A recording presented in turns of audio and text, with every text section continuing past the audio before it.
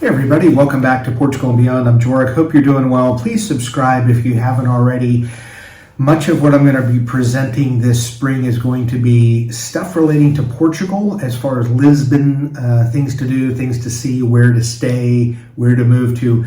But a big portion is going to be travel, because a number of you are asking me daily and in the comments where to go, what you can get into, what countries you can, you can't, what are the requirements. So I'm going to take your feedback and try to give something about what's going on in Greater Europe. And as I get information on what's open or what's changed, I want to give that to you. So this will be probably half Portugal, half Europe based for the next, let's say, month or two or three, depending. So as you can tell from the thumbnail, here's a few more countries, and here's what they're doing when it comes to travel, and you, especially if you're coming from North America or the UK, this year. So here goes. As of March 13th, 2022, here's the latest and greatest. Finland.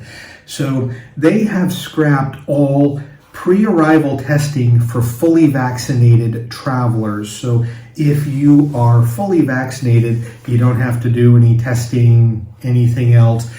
That's if you're outside of the EU or the Schengen travel area. So if you are from a country that's not in there, you don't have to do any pre-testing.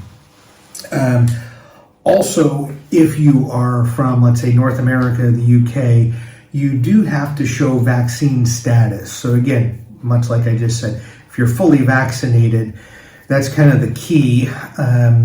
You need to show those documents when you're queuing up at the airport or you're getting your boarding pass. You won't be able to get that at an airline without showing your vaccine status, which now in 2022 probably needs to include the booster, depending on how far back you got the original vaccinations, if you will, or vaccination if it's the Johnson & Johnson, or the recovery document. And I know people are confused when I say that, and I apologize up front, because in Europe you can actually get a recovery. So if you've had COVID and you have a kind of a doctor's note saying that you've had it, you can get that, and that allows you to travel to many countries without having to do any testing for up to 6 months. So in North America, I don't believe Canada has that.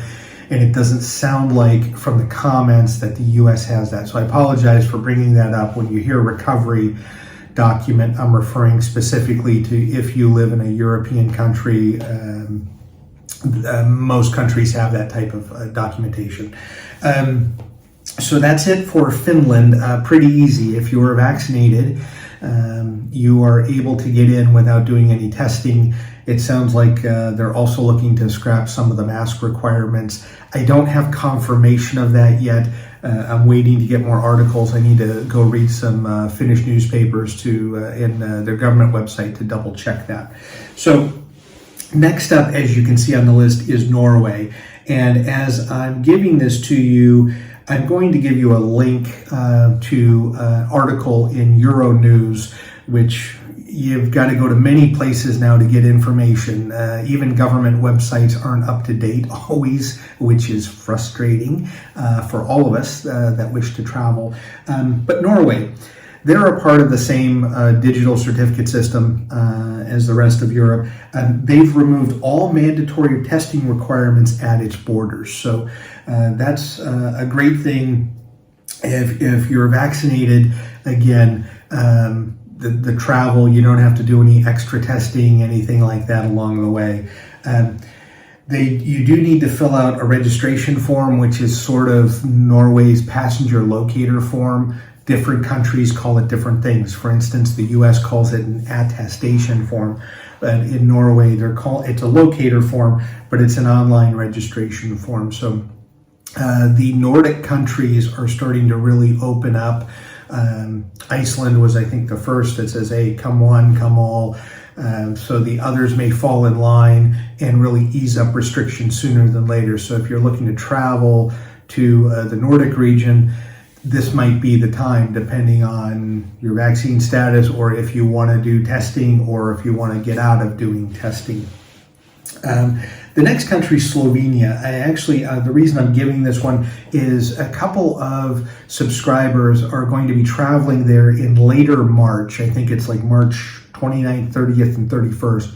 And they had asked if I could do a video on what was going on with Slovenia. And this was a couple of weeks ago, so I'm a little behind in adding this. But here goes with Slovenia.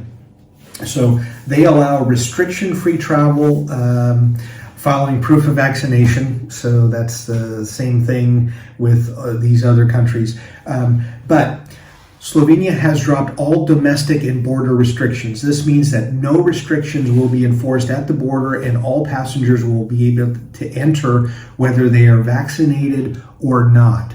So although up until now, you had to be vaccinated, and in some cases you had to be vaccinated plus a test to get in, this is now saying that they're dropping their restrictions.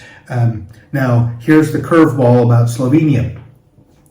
It changes based upon the municipalities. So in, I'll say US terms, within states you have counties, or parishes.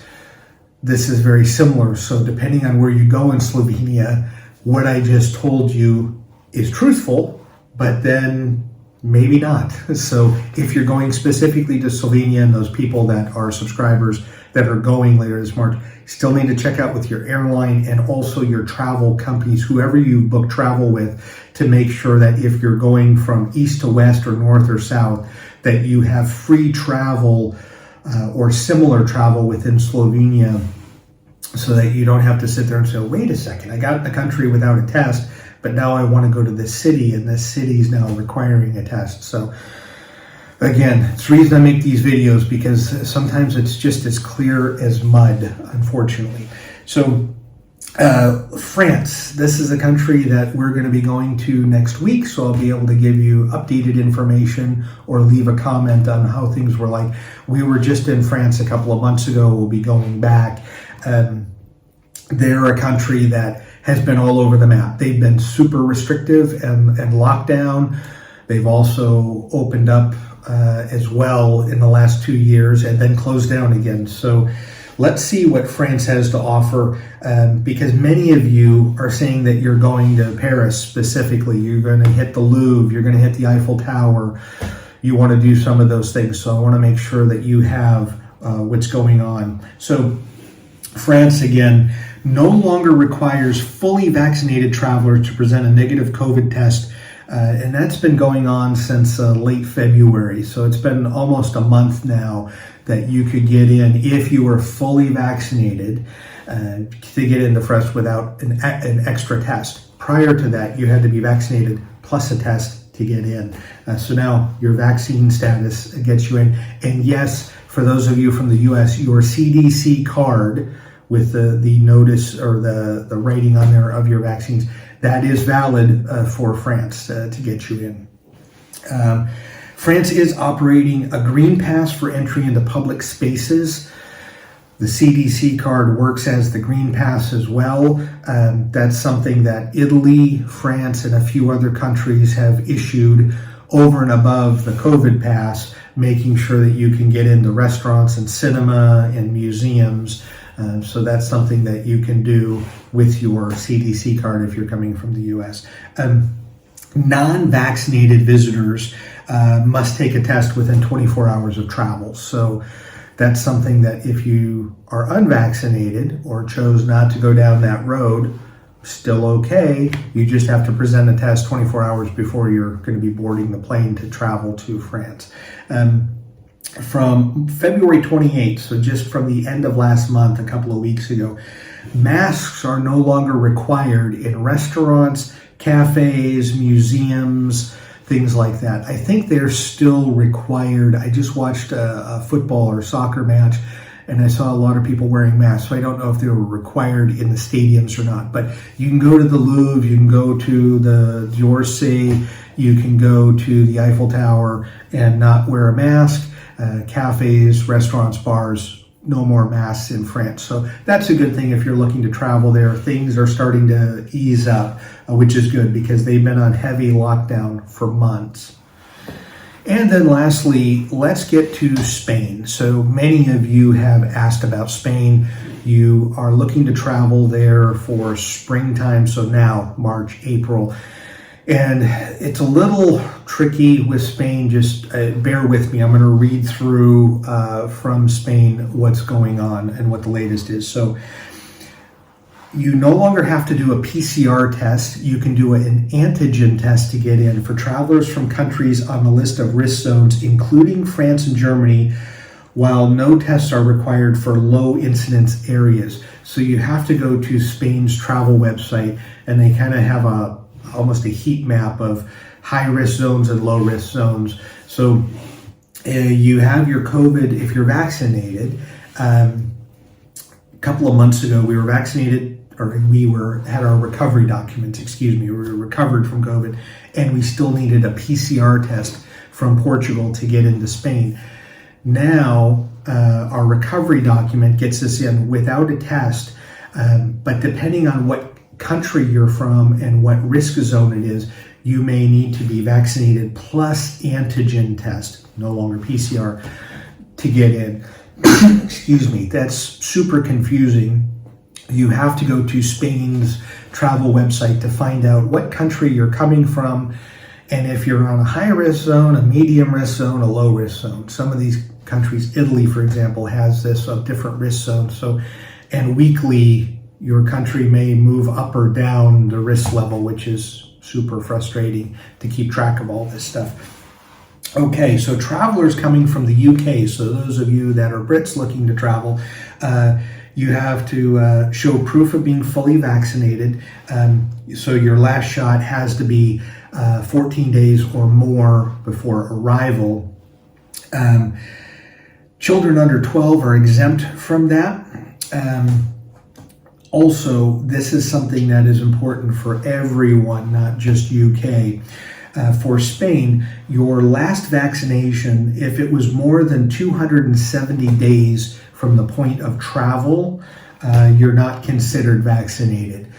So where I'm going with that, so that's 9 months. So if you've been 9 months from your second vaccine shot of the major ones, or 9 months from your Johnson & Johnson, I think that's the one shot, then if you haven't been boosted by one of those, then you're not considered vaccinated. So that's a little tricky in Spain compared to some other places, but I wanted to make sure that you knew what was going on. So those are more updates. I know some of this is clear as mud. You're going to have lots of questions, and please keep giving them. And if you've been to one of these countries that I've listed and you've had a different experience, please post that, because I'm doing these videos because many of the places that we've traveled to, and I've followed the directions, when we get there, the country hasn't followed the same directions that they put on the website. So you kind of start scratching your head going, what's going on? We're following this,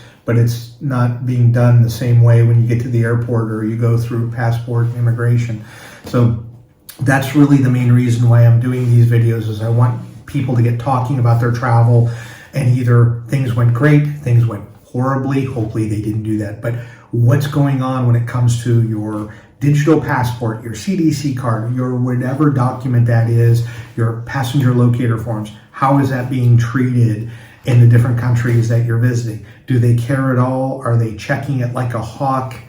What's going on? So please leave comments, get some discussion going so that we are all traveling this year, finally traveling to Europe if you want to come over, but also doing it without too much frustration, because all this extra paperwork and all the extra documentation can lead to a lot of stress and a lot of people not enjoying their travel.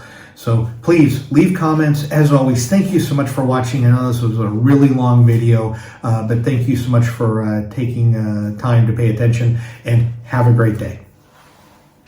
Hey, thanks so much for watching the full video. If you get a chance, and if you're interested in reading some crazy workplace stories, please check out my 2 books, Magnet of Madness Volume 1 and Volume 2, both available on Amazon in ebook or softcover. If you want to make fun of me, there's plenty of stories where you can do that. If you want to make yourself feel better about the job that you're in, it'll make you feel better too. But crazy stuff that happened over 30 years, you won't believe it until you read it. So thank you so much for watching. And if you get a chance, pick up a copy of one of these on Amazon. Thank you so much.